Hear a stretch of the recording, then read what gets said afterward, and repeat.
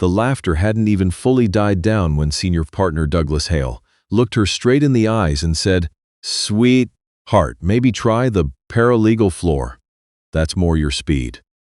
The room went quiet for exactly 1 second. Then it erupted. Ivory Mensah had been awake since 4 in the morning. Not because she was nervous. She'd stopped being nervous in courtrooms 3 years ago, somewhere between her second mistrial and her first unanimous verdict. She was awake because she always woke up early on the days that mattered. Old habit, something her grandmother used to say. The morning belongs to the prepared. She'd ironed her suit the night before. Navy blue, slim cut, no nonsense. She'd reviewed her notes twice. She'd eaten breakfast. Actual breakfast, eggs and toast, not just coffee, because she knew a long day when she saw one coming. What she hadn't prepared for was the elevator. The Harrington and Hale law firm occupied floors 22 through 26 of the Meridian Tower in downtown Chicago. Ivory had been told to come to the 25th floor. Partner's floor. The elevator opened and she stepped out into a lobby that smelled like leather and old money, and the first person she saw was a receptionist who looked at her badge, looked at her face, and then looked back at her badge again like the two things didn't belong together. "Can I help you?" the woman said. Not unkindly, but with a particular kind of careful politeness that people use when they mean something else entirely. "Ivory Mensah," Ivory said. "I have a 9 o'clock with the partners." The receptionist typed something, looked at her screen, then back at Ivory. "And you're representing a client?" "I'm the consultant," Ivory said. "The firm retained me last week." Another pause, another careful look. Let me find someone to escort you." Ivory didn't argue. She stood in the lobby, with her leather portfolio under one arm, and watched a man in a charcoal suit stride past without making eye contact with her, then stop 3 steps later and turn around. Douglas Hale was 61 years old, had been a senior partner at Harrington and Hale for 22 years, and had the particular posture of a man who had never once, in his professional life, been told he was wrong. He was not a cruel man, exactly. He was something more specific than cruel. He was a man who had stopped paying attention to people who didn't look like the people he'd always paid attention to. He looked at Ivory, really looked at her from the portfolio, to the shoes to the face, and something behind his eyes did a quick, dismissive calculation. "You're here for the Whitfield case," he said. "That's right." He tilted his head. "How long have you been practicing?" 7 years. Something flickered across his face. Not belief, more like a charitable attempt at it. 7 years. He said it the way people repeat a number when they're not sure they heard right. "And the firm in Atlanta? That's where you're coming from?" "Callaway Group." "Yes." "Right." He nodded slowly, the way people nod when they've already made up their mind. "Well, we'll get you set up in the conference room. Should be a fairly routine consultation." He turned to walk away, then seemed to remember something and turned back. "We appreciate the help. Really. This is a complicated case. Lot of moving pieces. You sure you're comfortable with something at this level?" Ivory looked at him. She had a very particular look she'd developed over the years, not on purpose, just as a result of being asked questions like that one more times than she could count.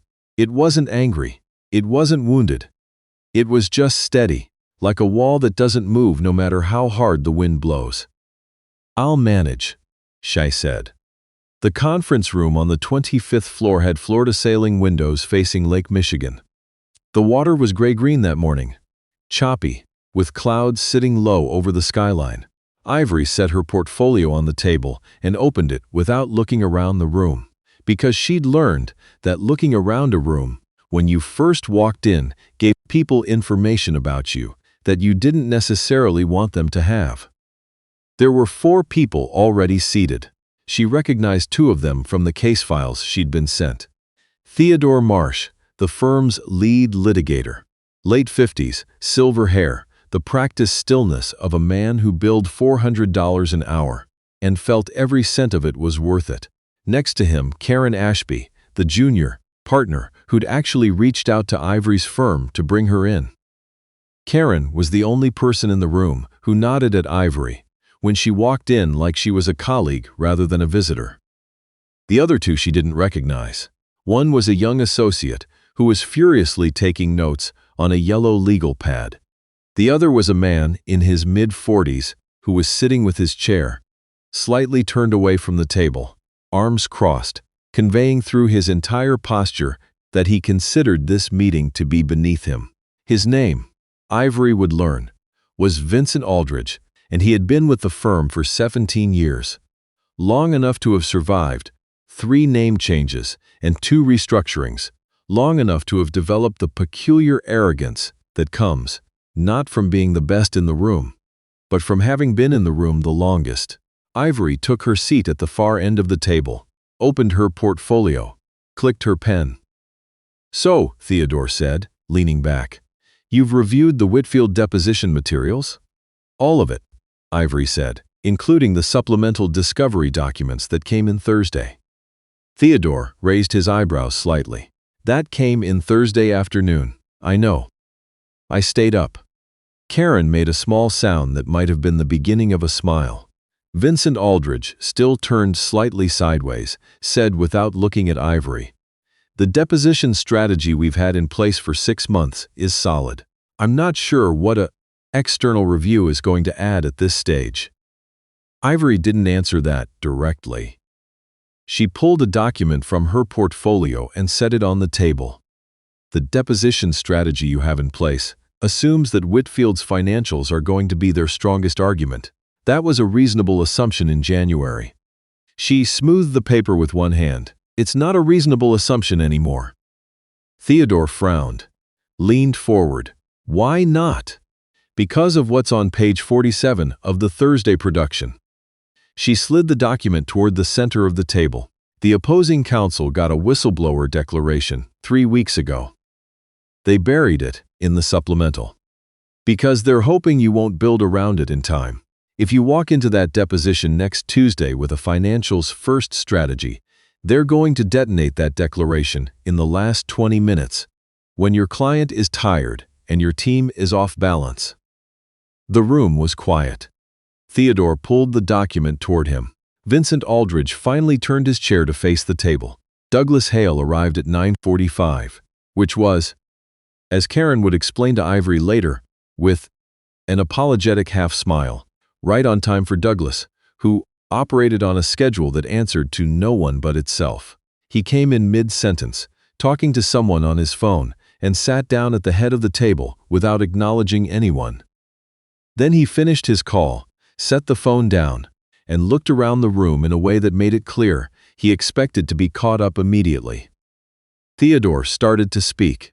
"We were just reviewing some concerns that our consultant raised about the Tuesday deposition, the whistleblower declaration," Ivory said clearly. Douglas looked at her, really looked at her this time, the way he hadn't quite managed in the lobby. She watched him do the same calculation he'd done before, faster this time, and reach the same result. "You're the consultant?" he said. "Ivory Mensah." "Yes. How long have you been doing this?" It was the same question he'd asked in the lobby. He didn't seem to remember asking it. 7 years, she said again. Something crossed his face, and this was where it happened. The moment she'd been in enough rooms to recognize by now. The moment when a man like Douglas Hale decided that courtesy had reached its limit and something more efficient was called for. He laughed. It was a short laugh, not mean-spirited exactly, just dismissive in the particular way that dismissal can be when it's been practiced so long it doesn't even feel intentional. He looked around the table as he did it, like inviting the room to share the joke. 7 years, he said, and they sent you in on a case of this magnitude. He shook his head, still with that half-smile. Sweetheart, maybe try the paralegal floor. That's more your speed. The room went quiet.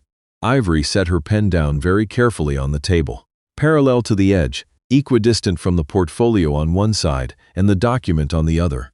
She did not look around the room to see who was laughing. She already knew. She looked at Douglas Hale. "Mr. Hale," she said. Her voice was even, not cold, just very, very steady. "Before we continue, I'd like you to look at what's on that document." He glanced at it, then back at her. "I'll read it later. Page 1, the top line." Something in her voice made him look. He picked up the document, read the top line, and she watched. She'd learned to watch for this too. She watched the precise moment when his face changed. The top line was a case citation. Mercer v. Caldwell Financial Group, Illinois Appellate Court, 2021. It was a landmark decision on whistleblower testimony admissibility. The lead attorney on the winning side had spent 2 years building the argument that changed the evidentiary standard. The lead attorney's name was listed in the court record. Ivory Mensah, Esk, Callaway Group, Atlanta. Theodore Marsh said something, but Douglas wasn't listening. He was still looking at the page. Karen Ashby was looking at the table with an expression that contained, if you looked carefully, a very quiet kind of satisfaction. Vincent Aldridge had uncrossed his arms. He was looking at Ivory now in a way that was different from how he'd been looking at her before. Still not quite warm, but recalibrated. The way a compass needle swings when it finds north. The young associate had stopped writing and was staring openly. Ivory picked up her pen. She said, calmly, "The strategy I'd recommend is a resequencing. Lid with the procedural challenge on the declaration's admissibility, which I can draft by end of day today, and use the financials as your anchor in the second half after you've destabilized their timeline. If you do it in that order, you control the pace of the entire deposition." Nobody spoke. Then Theodore said, "That makes sense." Then Karen said, "Yes, it does." Douglas Hale set the document down. He didn't say anything for a long moment. Then, "How quickly can you have the brief ready?" "Tomorrow morning," Ivory said. "Or tonight if you need it sooner." He nodded, slowly, the way a man nods when the ground has shifted and he hasn't quite caught his balance yet.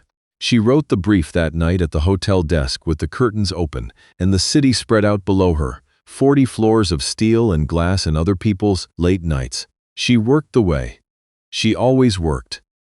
Clean outline first, then build, and she didn't stop until the argument was airtight. That was the thing nobody ever told you about being in rooms where people underestimated you. The work was always the same. The work had always been the same. The work didn't get harder or easier based on whether someone believed you could do it. The work was just the work, and you did it. And the results were what they were, and at some point the results became impossible to argue with. She'd learned that lesson early. Grown up watching her mother work double shifts at a hospital in Memphis, watching her mother get looked past and talked over, and then quietly, steadily, methodically become the most respected floor nurse in the building. Not because anyone handed her anything, because she showed up and did the work until there was nothing left to say. Ivory hit send on the brief at 11:47 p.m. The deposition was on Tuesday. The day before, she was reviewing her notes in the conference room when Karen Ashby came in and sat down across from her and said, without preamble, "He looked you up after the meeting." Ivory looked up. "Douglas," Karen said. "He looked up the Mercer case. Read the full appellate decision." She paused. "Then he looked up your other cases." Ivory waited. "He didn't say much," Karen said. "He's not really the type who says much when he's been wrong. But he forwarded your resume to the managing partner this morning." She folded her hands on the table. "With a note attached." "What did the note say?" Karen allowed herself a full smile this time. It said, and I'm quoting, "We should have brought her in 6 months ago." Ivory looked back down at her notes. Outside the window, the lake was calmer today, the light off the water pale and clean. "He still called you sweetheart," Karen said. "He did. Does that bother you?" Ivory thought about her grandmother getting up before the sun. She thought about her mother on hour 11 of a 12-hour shift. Still precise, still steady, still the most competent person in the room, whether anyone could see it or not. She thought about every brief she'd ever written, every argument she'd ever built, every room she'd ever walked into and been underestimated in, and how the underestimation had never once changed the quality of the work. "It used to," she said honestly. "Now it mostly just tells me something useful." Karen tilted her head. What's that? That I'm in the right room. The deposition on Tuesday lasted 6 hours. The opposing counsel came in confident. They had their declaration ready. They had their timeline built. They were expecting a firm that led with financials, because that was what every pretrial filing had suggested, and they had spent considerable effort building a wall to meet that attack. Ivory's brief changed the entire architecture of the morning. Theodore Marsh, who had 30 years of deposition experience, and the steady, methodical demeanor of a man who had seen most things a courtroom could produce, later said it was the cleanest pivoting strategy he'd seen in recent memory. The procedural challenge on the declaration took 40 minutes. By the time opposing counsel had recovered, the room's equilibrium had shifted entirely, and the financials came in hard and late and with nowhere left to go. At 4:30 that afternoon, opposing counsel requested a recess. They settled 2 weeks later, on terms that were, by any measure, a significant victory for the firm's client. Douglas Hale stopped by the conference room on the afternoon of the settlement. He stood in the doorway for a moment without coming in. A man learning a posture that didn't come naturally to him. The brief was good, he said. Thank you, Ivory said. A pause. He looked like he might say something else. He didn't. He left. Karen came in about an hour later. The managing partner wants to talk to you, she said, about an ongoing arrangement, consulting retainer. Ivory closed her portfolio. Outside, the lake was catching the late afternoon light, turning it gold and copper along the surface. She thought about the lobby, the elevator, the careful look from the receptionist. She thought about sweetheart and paralegal floor, and more your speed. She thought about all the things she could have said in that conference room on Monday morning and chose not to, because she'd learned something her grandmother had known and her mother had known, and now she knew too. You don't spend your words on people who aren't ready to hear them. You spend your words on the work, and then you let the work speak every language that needs speaking. She picked up her portfolio and her pen, and she went to meet the managing partner. The receptionist smiled at her this time. Genuinely, some people, given enough information, do eventually update their understanding of the world. Some people need a little more time. And some rooms, the right rooms, the ones that matter, have a way of getting very quiet right before they start to listen.